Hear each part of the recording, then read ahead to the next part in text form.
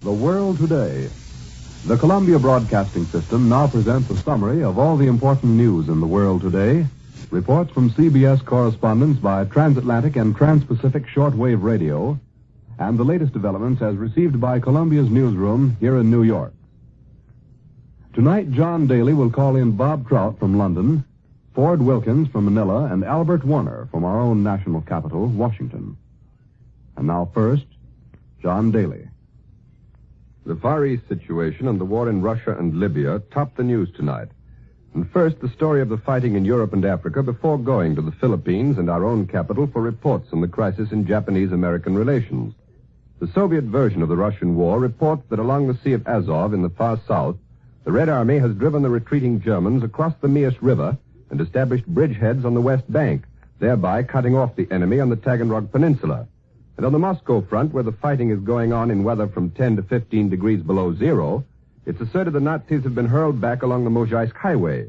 The invaders are now more the victims of cold than of bullets, according to the Russians, who refer to the weather as our December frost. But in the Tula sector, south of the capital, the Russians admit a new German breakthrough, creating a critical situation in that zone. The latest Soviet official communique is vague, however. But Axis reports assert that 1.5 million men are now driving on the capital, and there's some evidence that Moscow is being attacked from the air as well. At Berlin, it's declared the great Russian drive in the south has been stopped, and it's asserted, contrary to the Soviet version, that the Germans are making progress in the Mozhaisk sector of the Moscow front. New severe fighting in Libya was reported by the German High Command today, and a Rome communique describes heavy fighting in the desert around Bir el Gobi. Details, however, are scant. That's the Libyan story as reported by the Axis. We turn now to the British capital for the report of Bob Trout. Go ahead, London. London got today's communique from Libya, which told of British pressure on the enemy throughout the area of operations. There are no reports here indicating the start of any more major tank battles in Libya. But late tonight, London heard that 2 American-built Tomahawk planes have shot down 20 German Junkers dive bombers in Libya. In less than 15 minutes, Great Britain will officially be at war with Romania, Hungary, and Finland. These 3 countries are regarded here as German puppets. And tonight the British radio reminded its home listeners that this is not the first time that German troops have established themselves in Finland. 24 years ago, in the spring of 1918, German troops landed in Finland to take part in a war against Russia. It was over a month later, and then the Finns realized that the Germans had no intention of leaving. The Kaiser's brother-in-law became the king of Finland. And then the Allies defeated Germany, and Finland found herself free. The British Home Radio ended this talk by quoting the words of the British Foreign Secretary spoken in Parliament in August 1918. Said Mr. Balfour, "Next to being enslaved by Germany, there is no worse fate than being liberated by Germany. Finland is now being told that she owes her freedom to Germany, but Germany is plundering her, garrisoning her, choosing her form of government, and endeavoring to force her into the Great War." That was the British view in 1918, and that is the British view today. London heard the German radio say that Belgian King Leopold last September married Mary Lelia Bales, daughter of the former Belgian Minister of Agriculture, and a schoolgirl in England during the First World War. The Belgian government in London has no word of this reported marriage of the king. The Chinese ambassador, Dr. Wellington Koo, today said in London that if Japan decides to pounce on another victim, it would be as well that the democracies should avail themselves of the opportunity to remove, once and for all, this menace. Most of the time, the customary angry tone of Japanese newspapers causes no surprise here. But today, reports from Tokyo tell us that the Japanese papers are angry because Japan's reply to the United States was published in America. And this did surprise the British. It is the strangest reason for getting angry that London has heard in a long time. You have heard before that the position of the British government is that the Japanese talks are America's business and Great Britain is not intruding. But the British people believe that the Orient is just another sector on the worldwide front in this war, and, of course, they are interested in it. A weekly review, the New Statesman and nation, today lists a few of the possibilities and wonders what the United States will do if Japan tries to attack Thailand, tries to attack British territory, or the Dutch East Indies, or Russia.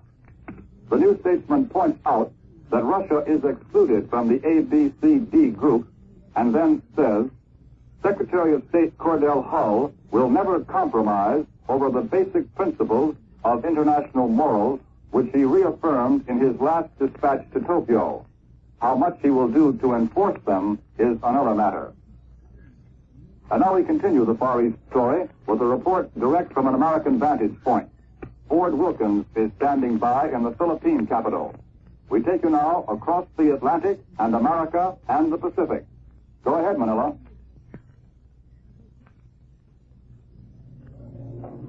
This is Manila. I am reporting to you this morning from the center of a circle of tension extending roughly 1,500 to 2,000 miles in every direction. Preparations for war in this area have reached a new high level. In Singapore, where the British Eastern Fleet is based, we hear that all naval personnel has been recalled to ships. Royal Air Force pilots and men have been ordered to barracks and hangars. Army forces are under similar orders. Singapore has been on emergency status by order of the governor for several days. Mobilization of volunteers has just been completed. An urgent government decree prohibits non-Britishers from leaving the country without special permission.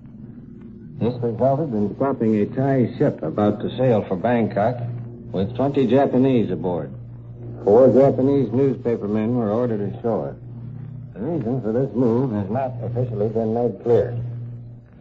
At Bangkok, plans for removal of the capital of Thailand to an unspecified location in event of war were announced by the Ministry of the Interior. Simultaneously, the Premier took occasion to announce Thai had concluded no secret pacts with any foreign power. At Batavia, capital of Java and government center for the Dutch East Indies, official last-minute preparations for war have been made. Police reserves have been mustered into service. The fleet is at full wartime strength. Australia is in a state of excitement. At Melbourne, one correspondent cabled the country is on the brink of war with Japan. The Australian War Cabinet adjourned and was suddenly recalled on information indicating further deterioration of the Far East political picture. All military leaves have been canceled. Here in the Philippines, the Commonwealth government is rushing plans to cope with an emergency. After a meeting of government heads with President Quezon and Baguio, residents of Manila who have homes or relatives in the provinces were urged to leave the city as a prelude to compulsory evacuation of women, children, and men whose services are not urgently required. There is a suggestion of closing the schools. United States military and naval forces have issued no emergency orders, but they are in a state of constant preparation. In Shanghai, key Axis officials are reported to be conferring with Captain Fritz Wiedemann, German Consul General from Tientsin, lately of San Francisco. Britishers and Americans there and in Hong Kong have been advised to leave. This is Ford Wilkins in Manila, returning you now to CBS in New York.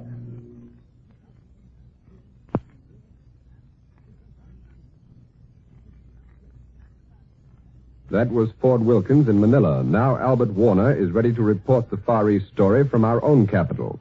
We take you now to Washington. Against the dark counter-moves of military preparation in the Far East, Washington maintained a grim silence today. White House and State Department waited for the reply which Japan is yet to make to Mr. Hull's note setting forth basic principles for a Far Eastern settlement. They clung to silence on the Japanese note of yesterday, which sought to explain Japanese troop movements into French Indochina. But Tokyo's soft answer had not turned away American suspicion. Washington is not convinced that the troop movements were exaggerated or that they were not bent on new aggression. But several senators read into the Japanese delay a hopeful sign. I have had the view all along, said Senator George, that the Japanese do not want to force the issue. Maxim Litvinov, the new Russian ambassador, arrives here by plane tomorrow. He landed in San Francisco today, voicing thanks for American aid in the Russian fight against Hitler. Russia has not been represented in these Far Eastern discussions. To be sure, they have been centered upon South Asia, and perhaps also Russia would prefer not to do anything which might promote its bickering with Japan. But the Soviet has a vital interest at stake. There is no outburst of statements here on the British declaration of war on Finland. It was expected. The Secretaries of State and War have several times vainly urged Finland to rest upon the recovery of its lost territory. There is a report that the United States will take over Finnish ships in American waters. Finnish Minister Prokope tells us he has not been so notified yet. In his annual report, Secretary of the Navy Knox declares tonight that the United States has become the greatest naval power in the world. But he said we must arm against any possible combination of powers against us.